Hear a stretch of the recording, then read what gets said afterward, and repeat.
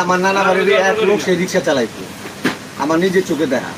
হ্যাঁ, সে এখন মনে করেন কয়েক কোটি টাকার মালিক, 3 না 4টা ট্রাকই আছে, 3 না 4টা ট্রাকই আছে।